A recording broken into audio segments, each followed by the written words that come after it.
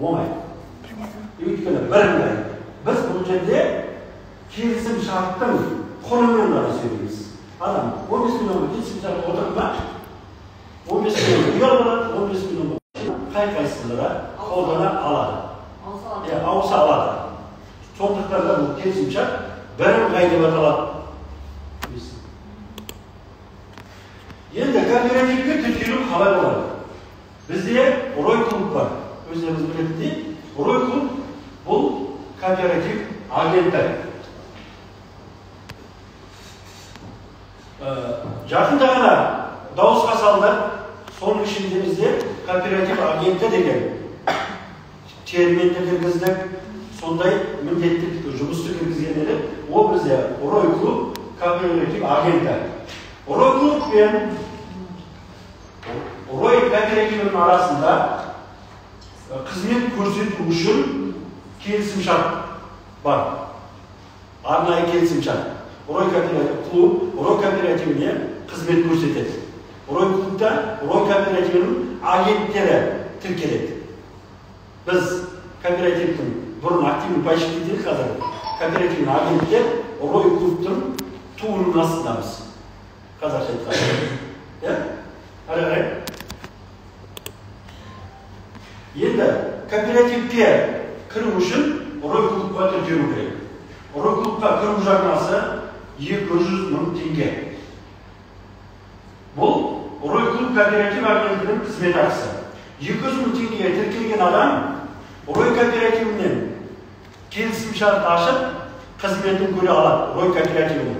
Бірақ та 200.000 емес, Рой клубта өзінің пакеттері бар, білеміз, ол пакеттермен Рой клубтың ішінде ғана жұмыс жасай алады. Рой кооперативден 200.000 теңгеге тіркелгеннен кейін ғана бар, келісім шарт ашылады. Пакет 10.000 теңгелік пакет ашамызды. Ол кооперативден договор ашуға құқы жоқ. Қаяқта құқыққа ие 200.000 теңгелік пакет алғаннан кейін VIP пакетте ғана Рой кооперативінің келісім шарт ашылады. Енді бізде алғашқы үлестіру жарна деген термин болады. Бұл не? Келісім шартта көрсетілген бағаның келісім шарт құнының 2%.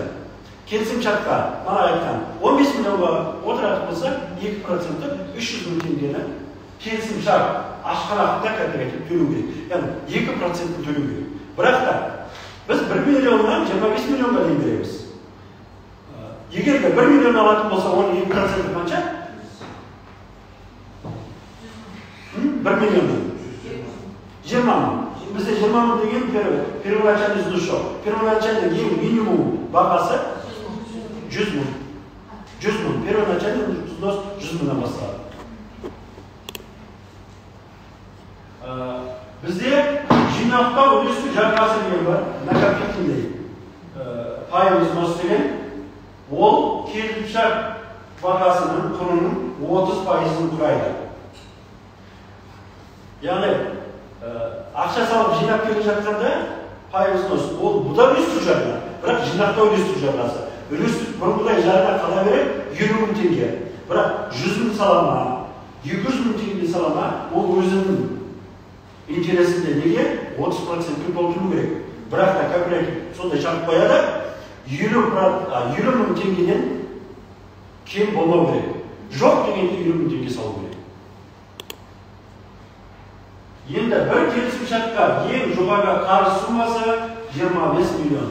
Біз бұрын 10 миллионға шектелуші едік.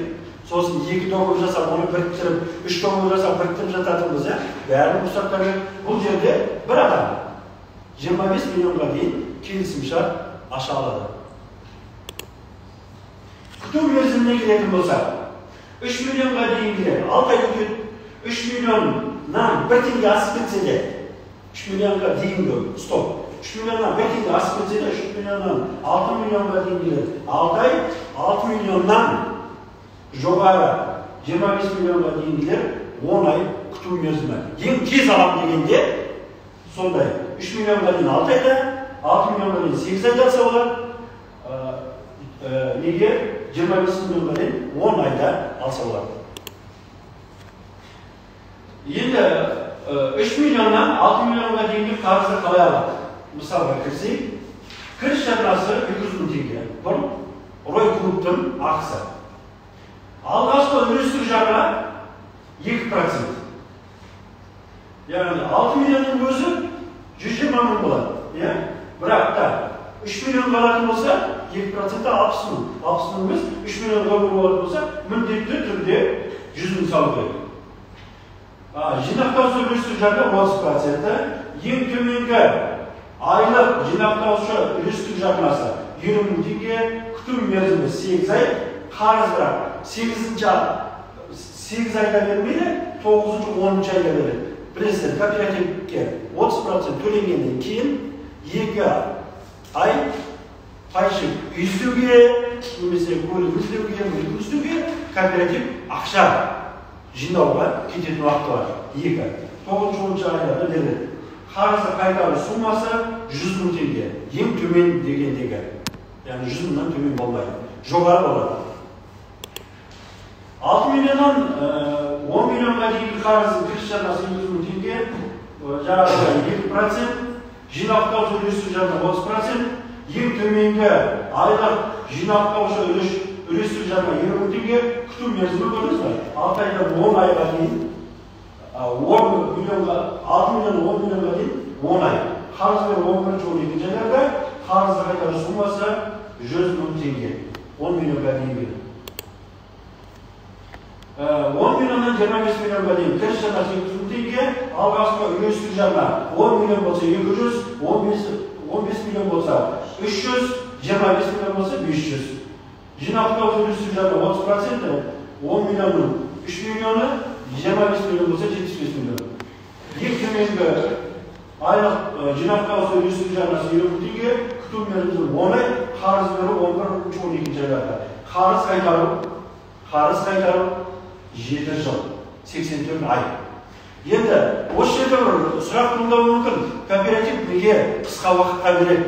Мынаған қарағанда банкіміз жақсы ғой, созып алатын деп біреулер айтуы мүмкін. Банк қаншалықты соза түседі, соншалықты сізді қалай түседі? Процент көп. 10 жыл, 15 жыл. Біз кооператив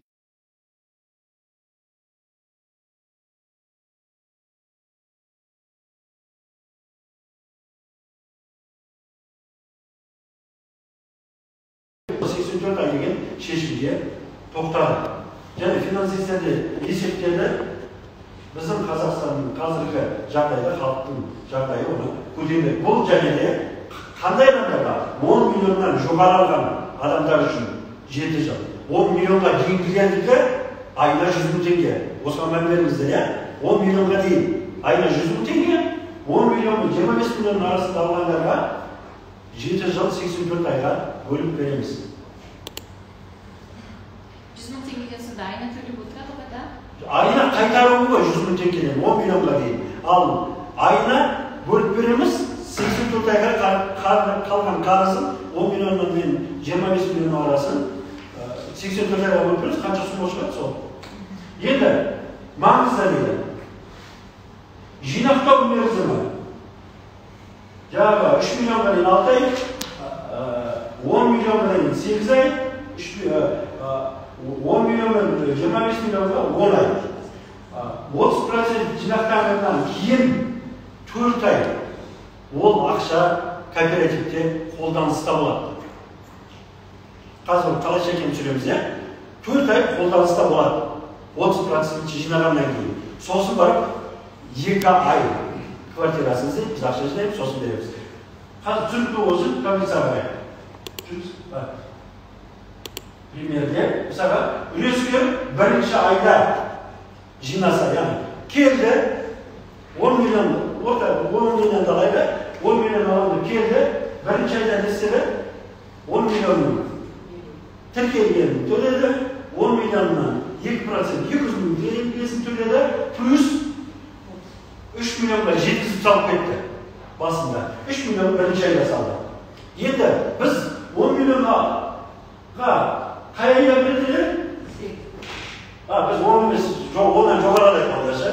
10 миллионға дейін, бұнда кешіресізден, қателесеттен. 15 миллион тұрады. 15 миллионға 200 ming tenge to'laydi, 300 ming tenge to'laydi, 4,5 million to'laydi. Balki bizni birinchi ayda. Endi biz onun akçasını 10. ayda veremiz derken, 10. ayda o nesliyle fiyette biz 10 aydan keyin veremiz degan kelisimşartımız var. 10 milyondan 25 milyonun arası, yani 15 milyonun sormuş diye biz 10 ayda veremiz. Endi men to'lab qo'ydim deb endi başlıklar o'tira almaydi. Çünkü kelisimşart boyunca yok degende her ayda 20 ming tenge to'lab bo'lishi kerak. Buna жерде 4,5 milyon olsa da 9 ay 20 ming tengeden salım şart. Sonradan tağda 400 ming tenge jinadı, 4,5 milyon var, 400 milyon 4 milyon 920 ming tenge oldu. Gördünüz mü? Bu bari onun karşısından keyin çekildi. Ya? So'zim 11. ayda biz pater alıp vermemiz gerek. Bırak o uy tapmadı. Bizde akşa jinalmay kaldı. Biz çakmanca 11. ay deymiz, 11-12 deymiz. Olar olsa 11. ayda listede tağda 20 tenge saldı. To'xtamayın. 12. ayda alıp verip zaten bu ayda alıp verip ayını to'lamayın deb o'tirmay 20 tenge tağda saldı. Bular aytganda, bular жерде 11 ayda 20 ming tengeden 520 ming tenge 4,5 milyon qancha var? 5 milyon 20 ming tenge akçası var ya. 15 milyondan 5 milyon 20 ming alıp sayımız kalkan sunmasın. 84 ay alıp veririz.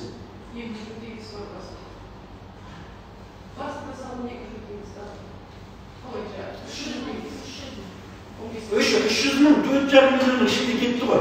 Bir ayda salçı. 300 ming saldı, sırada 4 milyon 200 saldı, oldu ana o. Basında saldı 300 ming tenge onun üstü canlasına girer. Birge o. Sonundan birge 30% jinav kerak. 4 milyon 800 ming. O 10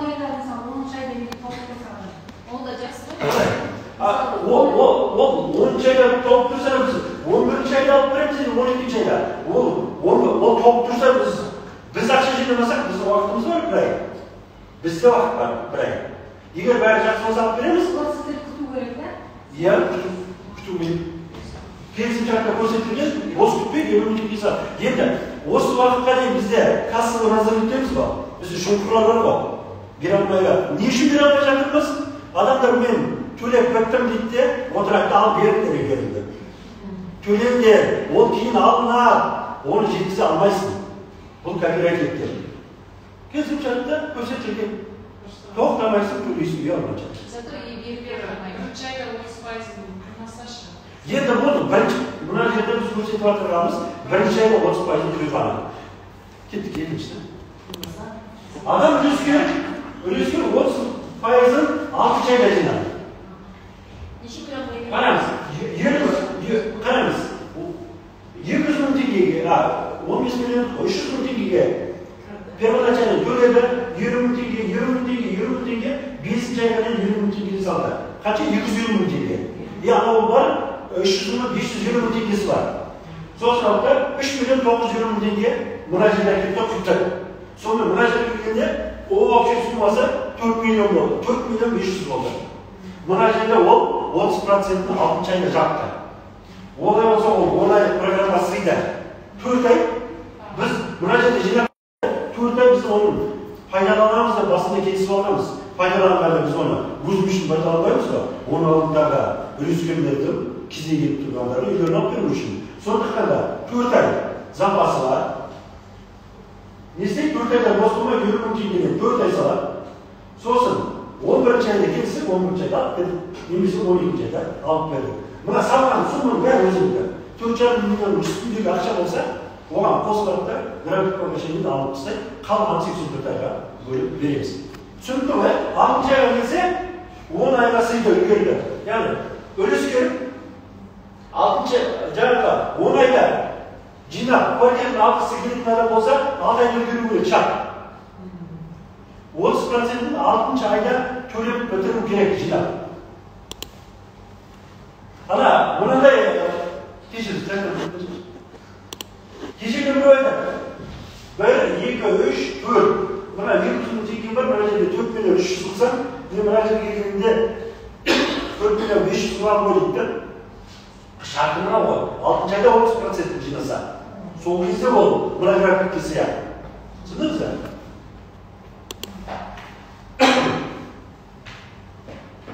Енді мына жерде үлеске не істеді? 10. айда 4 миллион 530%-ын